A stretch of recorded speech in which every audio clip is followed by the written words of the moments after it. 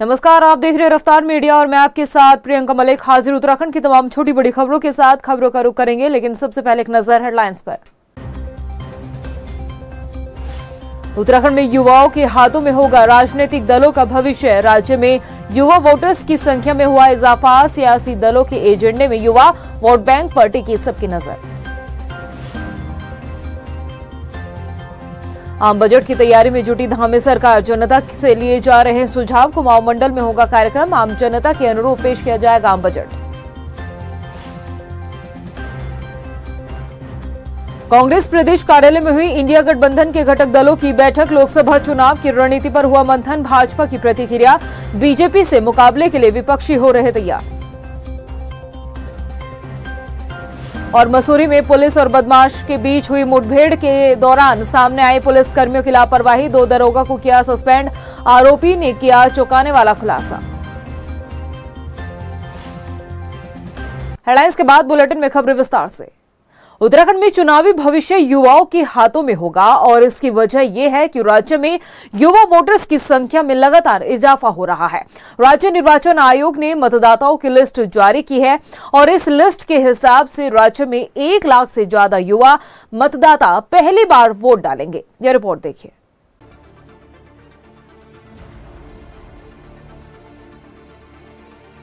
उत्तराखंड में राजनीतिक दलों की किस्मत और चुनावी भविष्य युवाओं के हाथों में होगा, क्योंकि लोकसभा चुनाव से पहले उत्तराखंड में युवा मतदाताओं की संख्या में इजाफा हुआ है। राज्य निर्वाचन आयोग की तरफ से जारी की गई लिस्ट के मुताबिक उत्तराखंड में मतदाताओं की संख्या 82,37,423 पहुंच गई है। इस बार 99,922 मतदाता बढ़े हैं, जिसमें 18 से 19 साल के 1,29,062 युवा मतदाता है जो पहली बार मतदान करेंगे। 20 से 29 साल के 16,59,290 वोटर्स हैं, जबकि 30 से 39 साल के 22,44,926 वोटर्स हैं। 40 से 49 आयु वर्ग के मतदाताओं का आंकड़ा 17,04,530 है। 50 से 59 के बीच का आंकड़ा 11,86,686 है, तो वहीं 60 से 69 साल के 7,50,563 मतदाता है, जबकि 70 से 79 के बीच का यही आंकड़ा 4,14,114 बैठता है। राज्य में 80 साल से अधिक उम्र के मतदाताओं की संख्या 1,54,259 है। 100 साल से अधिक उम्र के मतदाता सिर्फ 1,411 है, जिसमें 853 महिलाएं और 558 पुरुष है, जबकि दिव्यांग वोटरों की संख्या 69,974 है। राज्य में 42,70,597 पुरुष और 39,72,540 महिला वोटर है, जबकि 286 ट्रांसजेंडर है।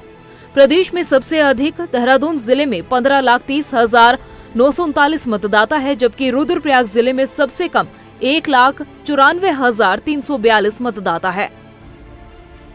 टोटल मतदाता है 82,43,423 है। इनमें से मेल मतदाता है 42,70,597, फीमेल मतदाता 39,72,540, ट्रांसजेंडर 286 है। सबसे महत्वपूर्ण 18 to 19 ईयर्स है, इसको हम लोग 1,29,062 है। इसी प्रकार का आपका 20 से 29 ये ग्रुप भी बहुत इम्पोर्टेंट ग्रुप है। अब केवल 18 से 39 साल के युवा वर्ग के मतदाताओं का आंकड़ा अगर देखा जाए तो 40,33,278 मतदाता युवा है, जो कि 50% के लगभग बैठता है। वित्त मंत्री प्रेमचंद अग्रवाल का कहना है कि जिस तरीके से युवाओं में प्रधानमंत्री नरेंद्र मोदी का क्रेज देखने को मिलता है और सीएम धामी भी युवाओं का भरोसा जीत रहे हैं, ऐसे में युवा मतदाता भारतीय जनता पार्टी को ही मतदान करेंगे। पार्टी ने तय किया कि हम लोग युवा मोर्चे के माध्यम से उन युवाओं के साथ सम्मेलन हम लोग करेंगे और उनको जागृत करेंगे। पहली बात तो वो वोट डालें, और दूसरा निश्चित रूप से जिस प्रकार से माननीय मोदी जी विकास की तरफ बढ़ रहे हैं, पूरे देश के अंदर विकास कर रहे हैं, इधर हमारे धामी साहब विकास की तरफ काम कर रहे हैं, तो ऐसे में निश्चित रूप से, और मैं ऐसा महसूस भी करता हूँ कि युवाओं का रुझान भारतीय जनता पार्टी की तरफ है। वहीं कांग्रेस का भी कहना है कि उत्तराखंड में युवाओं के हित की आवाज बनकर कांग्रेस खड़ी नजर आई है, इसलिए उत्तराखंड का युवा कांग्रेस के साथ है और लोकसभा चुनाव में युवा मतदाता कांग्रेस को ही वोट करेंगे। कांग्रेस जो युवाओं पर नजर रखी है, हम उनके जो SSSC भर्ती घोटाले से लेकर पटवारी पेपर लीक को लेकर जो परेशान थे युवा, हम उनके साथ खड़े रहे, उनके आंदोलनों में साथ रहे। हम अंकिता भंडारी मर्डर केस में VIP के नाम के लिए लगे रहे। ये सब युवाओं के मुद्दे हैं और बीजेपी उन पर लाठी चलाती रही, उन पर 307 लगाने की कोशिश करती रही। ये BJP के मुद्दे हैं। आज BJP की सरकार में लगातार बेरोजगारी बढ़ी है और हमारी जो व्यवस्था है वो अस्त व्यस्त हुई है। तो युवा, मुझे पूरा भरोसा है कि कांग्रेस के साथ होगा। जिस तरीके से इन्होंने कोरोना वॉरियर्स के साथ बिहेव किया, जिस तरीके से इन्होंने SSSC भर्ती घोटाले में इनके हाकम सिंह पकड़े गए, इनके मंडल अध्यक्ष पकड़े गए, उन चीजों से लगता है कि युवा कांग्रेस के साथ रहेगा और इस बार एक बहुत बड़ा परिवर्तन देखने को मिलेगा। बहरहाल नई मतदाता लिस्ट के हिसाब से राज्य का चुनावी भविष्य काफी हद तक युवाओं के हाथ में रहेगा। मतदाता लिस्ट के हिसाब से 18 से 39 साल की आयु सीमा वाले सबसे ज्यादा वोटर्स हैं। इस तरह युवा वोटर चुनाव में डिसाइडिंग फैक्टर होगा। बता दें कि सियासी दलों को युवाओं के इस वोट बैंक की पहले से ही भनक है। इस वोट बैंक पर सेंध लगाने के लिए भाजपा, कांग्रेस समेत अन्य राजनीतिक दलों ने खास रणनीति बनाई है। अब देखना यह होगा कि युवा वोटर्स का सबसे ज्यादा फायदा किस राजनीतिक दल को मिलता है। रफ्तार मीडिया के लिए देहरादून से मनीष डंगवाल की रिपोर्ट।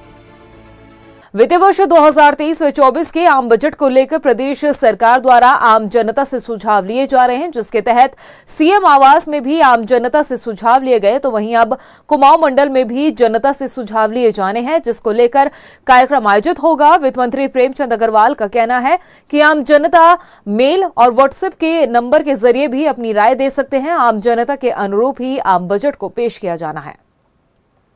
ये जनता का बजट जनता के द्वारा और सरकार भी जनता की, उस नाते हम लोग प्रस्तुत करेंगे।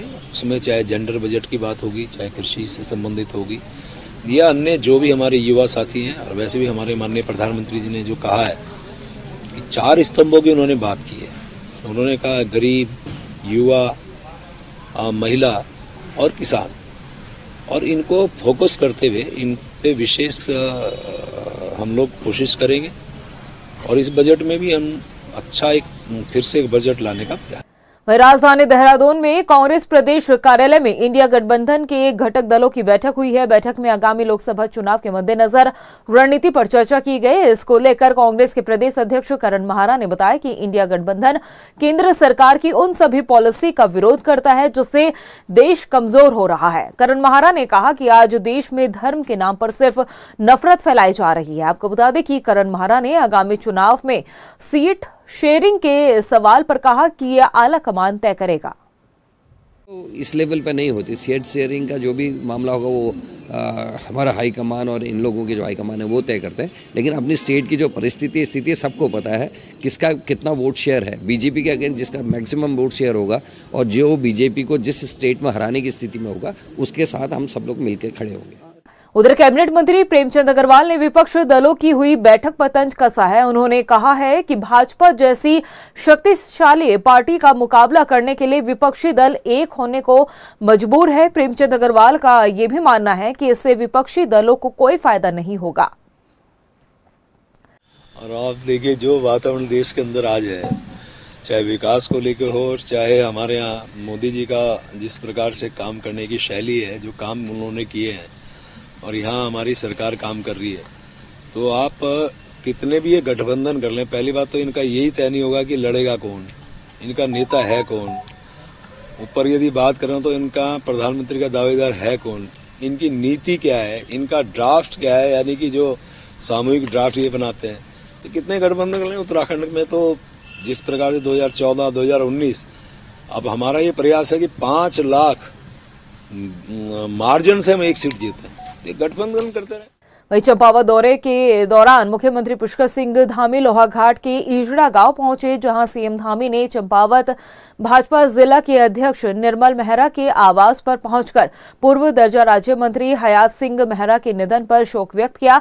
इसके साथ ही उनके परिजनों का ढांढस बंधाया। सीएम धामी ने कहा कि भाजपा नेता स्वर्गीय हयात सिंह मेहरा जुझारू योद्धा थे। उन्होंने कहा कि इस दुख की घड़ी में भाजपा संगठन मेहरा परिवार के साथ खड़ी है। आपको बता दें कि सीएम धामी के साथ महाराष्ट्र के पूर्व राज्यपाल भगत सिंह कोश्यारी भी मौजूद रहे। वहीं वापस लौटते समय ग्रामीणों से भी मुलाकात की और इस दौरान ग्रामीणों की समस्याओं से भी रूबरू होने के बाद उनकी समस्याओं के समाधान का निर्देश भी दिया है। हमारे उत्तराखंड में भारतीय जनता पार्टी की रेड की तरह से मेरे सामने मेरे साथ उन्होंने लंबे समय तक यानी मृत्यु से पहले तक साथ साथ काम किया है और मुझे दुख होता है। मेरे उससे उम्र में 10 साल से भी ज़्यादा छोटे थे, वो चले गए, बड़ा कष्ट होता है। हमारे जब उत्तर प्रदेश था, सारे उत्तर प्रदेश में अकेला किसी जिला कोऑपरेटिव बैंक का अध्यक्ष जनसंघ का होता था, वो हमारे हयात सिंह जी थे। वो एक एक चीज़ जानते थे और बड़ी मेहनत करते थे और ऐसे बड़े कार्यकर्ता के, अच्छे कार्यकर्ता के जाने से हम सब दुखी हैं। वहीं रुड़की के मंगलोर में कांग्रेस का दामन छोड़ बसपा में शामिल हुए मरगूब कुरैशी ने एक बार फिर अपने समर्थकों के साथ कांग्रेस का हाथ थाम लिया है। मरगूब कुरैशी ने बताया कि उन्हें पार्टी में शामिल होने के बाद कांग्रेस अल्पसंख्यक विभाग के द्वारा उन्हें मंगलोर में कांग्रेस अल्पसंख्यक मोर्चा के जिला अध्यक्ष की जिम्मेदारी सौंपी गई है। मरगूब कुरैशी ने दावा किया है कि मंगलोर उपचुनाव में कांग्रेस की जीत पक्की है। छोटी छोटी चीजें, नाराजगियां, ये सब चलती रहती हैं। बहुत बड़ा परिवार है, कांग्रेस एक समंदर है। देश में लगभग 60-65 साल कांग्रेस ने राज किया है, सरकार चली है और फिर उम्मीद है कि जैसे माननीय राहुल गांधी जी रात दिन मेहनत कर रहे हैं, पैदल यात्रा कर रहे हैं पूरे देश की, तो उम्मीद है फिर वापसी कांग्रेस होगी इंशाल्लाह। वहीं मसूरी में पुलिस और बदमाश के बीच हुई मुठभेड़ में पुलिस कर्मियों की लापरवाही सामने आई है, जिसके चलते 2 दरोगाओं को सस्पेंड किया गया है। दरअसल मामला देहरादून में पुल के नीचे से घायल मिली महिला से जुड़ा है। घायल मिली महिला की गुत्थी को सुलझाने के लिए पुलिस जुटी हुई थी और इसी के दौरान पुलिस के सामने महिला के पति का भी नाम सामने आया, जिसके बाद उसकी तलाश की जा रही थी और इस तलाश के दौरान पुलिस मसूरी होटल पहुंची, जहां छापेमारी के दौरान आरोपी शुभम ने पुलिस पर हमला किया, जिसमें एक दरोगा घायल भी हो गया, मगर अन्य पुलिस कर्मियों ने जवाबी कार्रवाई में फायर तक नहीं कर पाए। पकड़े जाने के बाद आरोपी ने चौंकाने वाला भी खुलासा किया है, जिसमें सामने आया कि पिता की हत्या की बात जब आरोपी की पत्नी को पता चली तो उसके बाद आरोपी ने अपनी पत्नी को मारने की भी साजिश रच डाली। देखिए, लापरवाही का स्तर इसलिए मानते हैं कि जिस तरह से हमारे कर्मी को इंजरी हुई है, एकदम प्राणघातक हमला किया गया। अगर पहले से इन्फॉर्मेशन ना होती तो एक हो सकता है कि घटना को मानते, लेकिन चूंकि इन्फॉर्मेशन थी इसमें कि जिस तरह से अपनी बीवी को अभियुक्त द्वारा गोली मारी गई है, तो कहीं ना कहीं उसका वेपन की जानकारी थी कि उसका वेपन हो सकता है। साथ ही साथ जो हमें इनपुट सोनीपत से मिले थे कि उनके फादर भी गायब है, संदिग्ध परिस्थितियों में केस रजिस्टर्ड है, तो ऐसा लग रहा था कि कहीं ना कहीं शातिर व्यक्ति हो सकता है और वेपन है, तो कोई भी घटना आदमी ऐसी कारित कर सकता है। चूंकि सारी जानकारी होने के बाद, ब्रीफिंग करने के बाद भी और वहां जाने के बाद लोकल पुलिस को अगर और सपोर्ट लेकर कुछ कॉर्डन ऑफ करते, कुछ और प्रिवेंशन करते, तो इस तरह की घटना शायद ना होती। लेकिन जिन परिस्थितियों में हुई है उसको देखते हुए भविष्य में भी सभी को निर्देश जारी किए गए। साथ ही साथ लापरवाही ये देखती है कि जब आपको पता है कि सामने जो अभियुक्त है उसके पास वेपन हो सकता है, वो कोई हमला कर सकता है, तो एक्स्ट्रा प्रिकॉशन की जरूरत रखनी चाहिए थी और जो नहीं रखा गया। और साथ ही साथ जो जवाबी कार्रवाई होती है पुलिस की, अगर कोई घटना हुई है तो उसमें रिएक्शन टाइम जो पुलिस का था वो भी काफी स्लो पाया गया। इन सभी चीजों का परीक्षण करने के बाद ही इसमें 2 लोग को दंडित किया गया। वहीं हल्द्वानी में एसएसपी प्रहलाद मीणा ने 34वें सड़क सुरक्षा सप्ताह के तहत सड़क सुरक्षा जीवन रक्षा कार्यक्रम की शुरुआत की, जिसके चलते लोगों को सड़क सुरक्षा के प्रति जागरूक करने के लिए बाइक रैली को हरी झंडी दिखाकर रवाना किया। इस दौरान एसएसपी प्रहलाद मीणा ने कहा कि लोगों को यातायात के नियमों के प्रति जागरूक करने के लिए पुलिस कोचिंग सेंटर, इंस्टीट्यूट और विद्यालयों में छात्रों को जागरूक करेगी।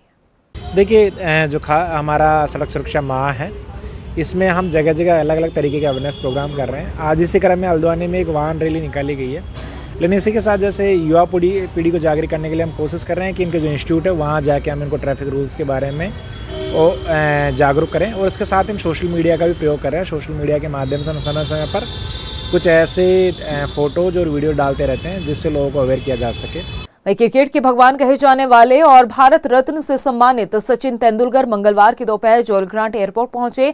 आपको बता दें कि सचिन तेंदुलकर यहां से मसूरी के लिए रवाना हुए। जानकारी के मुताबिक उनके साथ उनकी पत्नी और बेटी एक दिन पहले ही मसूरी आए हैं। वहीं जॉली ग्रांट एयरपोर्ट पर सचिन को देखकर उनके फैंस काफी खुश नजर आए। वहीं लोहाघाट में मंगलवार को राम भक्तों ने भव्य शोभा यात्रा निकाली। शोभा यात्रा में राष्ट्रीय स्वयंसेवक संघ के नगर कार्यवाहक मुकेश भी शामिल हुए। उन्होंने बताया कि अयोध्या में हुए राम मंदिर में प्राण प्रतिष्ठा कार्यक्रम के तहत भगवान राम की शोभा यात्रा निकाली गई। कि हम सभी को विदित है, कल प्रभु श्री राम मंदिर प्राण प्रतिष्ठा कार्यक्रम का आयोजन पूरे देश में बड़े धूमधाम से मनाया गया। और उसी कार्यक्रम के उपलक्ष्य में आज लोहाघाट नगर में सभी सनातन धर्मी, सभी राम भक्त के द्वारा, सभी सामाजिक संगठनों के द्वारा मिलजुल कर एक भव्य शोभा यात्रा का आयोजन किया गया, जिसमें हजारों की संख्या में माताओं, बहनों, बुजुर्गों, युवा साथियों ने सबने प्रतिभाग किया। वहीं देहरादून में नवजात बच्ची को बैग में बंद कर कूड़े में फेंकने वाले माता पिता के खिलाफ पुलिस ने मुकदमा दर्ज कर लिया है। नवजात बच्ची का दून अस्पताल में इलाज चल रहा है, जिसकी देखभाल के लिए अस्पताल में महिला पुलिस कर्मियों की तैनाती भी की गई है। दरअसल 18 जनवरी को रायपुर स्थित महाराणा प्रताप चौक से माल देवता के बीच कचरे के डिब्बे के पास एक झाड़ी में एक बैग मिला था और इस बैग में एक नवजात बच्ची थी, जिसका इलाज अब अस्पताल में चल रहा है। 18 तारीख को सूचना मिली थी कि महाराणा प्रताप चौक के पास एक कचरे के डिब्बे में एक बैग पड़ा हुआ है संदिग्ध अवस्था में। जब पुलिस ने वहां चेक किया तो उसमें एक नवजात बच्चा जो है उसमें मिला था। चूंकि बच्चे की सांस चल रही थी, उसको तत्काल पुलिस द्वारा जो है हॉस्पिटल, सरकारी हॉस्पिटल में एडमिट कराया गया। जब पूरी जानकारी की गई तो बच्चा किसी बीमारी से ग्रसित पाया गया था, जिसके कारण उसका पूरा डेवलपमेंट शरीर का नहीं हुआ था। लेकिन चूंकि उसको जब इलाज किया गया तो डॉक्टर्स द्वारा बताया गया कि कुछ दिन पूर्व ही वहाँ पर एक डिलीवरी हुई थी, जिसमें ऐसे ही बच्चे को जो है प्रॉब्लम थी। तो इसके आधार पर जब पूरी जांच की गई तो उसके आधार पर पता चला कि एक फैमिली है, दंपत्ति, जिनके द्वारा अभी कुछ दिन पहले यहाँ पर एक डिलीवरी हुई थी और बच्चा उनको ऐसा हुआ था। उसके आधार पर पुलिस ने जांच उपरांत मुकदमा दर्ज कर लिया गया। अब किन परिस्थितियों में और क्यों वहाँ पर ऐसे छोड़ा गया था, इस संबंध में इन्वेस्टिगेशन में सभी तथ्यों को सम्मिलित किया जा रहा है। वहीं देहरादून के दूधली क्षेत्र में सोमवार को जंगल से एक युवक का शव मिलने के बाद अब पुलिस ने इस मामले की जांच शुरू कर दी है। शुरुआती जांच में पहले जानवरों के हमले की बात सामने आ रही थी, लेकिन पोस्टमार्टम रिपोर्ट में संदिग्ध लगने पर पुलिस ने अब मामले की जांच शुरू की है। मृतक की बहन ने देर रात थाना क्लेमेंट टाउन में तहरीर देकर पुलिस को अज्ञात के खिलाफ मुकदमा दर्ज करवाया है और अब पुलिस ने इस मामले में जांच शुरू कर दी है। कल सूचना प्राप्त हुई थी कि दूधली के जंगल में जो है एक डेड बॉडी मिली है। प्रथम दृष्टया ऐसा लग रहा था कि सर पे किसी चीज़ से वार किया गया, उससे चोट आने का अंदेशा था। पोस्टमार्टम के बाद भी चीज़ें क्लियर हो गई कि सर पे हेड इंजरी के कारण मृत्यु हुई है और इसमें कल अज्ञात लोगों के खिलाफ जो है जो मृतक है उसकी बहन की तरफ से मुकदमा 302 में दर्ज कर लिया गया है। वहीं अल्मोड़ा में जिला विकास प्राधिकरण को समाप्त किए जाने की मांग को लेकर सर्वदलीय संघर्ष समिति के लोग पिछले लंबे समय से धरने पर बैठे हैं। समिति के लोगों का कहना है कि पर्वतीय क्षेत्रों में विकास प्राधिकरण लागू किए जाने से गरीब तबके के लोगों को मकान बनाने में लाखों रुपए नक्शा पास करने में लग रहे हैं, जिससे लोगों पर आर्थिक बोझ बढ़ रहा है और जिससे उनके मतलब यहाँ तो पहाड़ों में वैसे भी निर्माण कार्य में बहुत ज़्यादा खर्च होता है और विकास प्राधिकरण का शुल्क इतना अधिक है कि मकान की लागत और ज़्यादा बढ़ जा रही है। तो जिससे क्या है कि आम आदमी जो है वो मकान बनाने की हिम्मत नहीं कर पा रहा है। तो सरकार ने इस ओर भी सोचना चाहिए कि मकान जो है वो निर्धारित मानक के अनुसार बने और ये तभी होगा जब ये सब अधिकार नगर पालिका को पूर्ववत दिए जाए। है कि प्राधिकरण खत्म करा जाए। ये जो प्राधिकरण जबरदस्ती का हमारे ऊपर थोपा गया है ये गलत है। हमारे ऊपर ने मतलब ये हमारे हित की बात नहीं है, पूरी जनता की हित की बात है, पूरे उत्तराखंड के लोगों की बात है। प्रदेश की खबरों में इतना ही, फिर हाजिर होंगे कुछ खास खबरों के साथ। तब तक के लिए मुझे दे इजाजत, नमस्कार। उत्तराखंड में युवाओं के हाथों में होगा राजनीतिक दलों का भविष्य। राज्य में युवा वोटर्स की संख्या में हुआ इजाफा। सियासी दलों के एजेंडे में युवा वोट बैंक पर टिकी सबकी नजर। आम बजट की तैयारी में जुटी धामी सरकार। जनता से लिए जा रहे सुझाव कुमाऊं मंडल में होगा कार्यक्रम। आम जनता के अनुरूप पेश किया जाएगा आम बजट। कांग्रेस प्रदेश कार्यालय में हुई इंडिया गठबंधन के घटक दलों की बैठक। लोकसभा चुनाव की रणनीति पर हुआ मंथन। भाजपा की प्रतिक्रिया, बीजेपी से मुकाबले के लिए विपक्षी हो रहे तैयार। और मसूरी में पुलिस और बदमाश के बीच हुई मुठभेड़ के दौरान सामने आई पुलिस कर्मियों की लापरवाही। 2 दरोगा को किया सस्पेंड। आरोपी ने किया चौंकाने वाला खुलासा।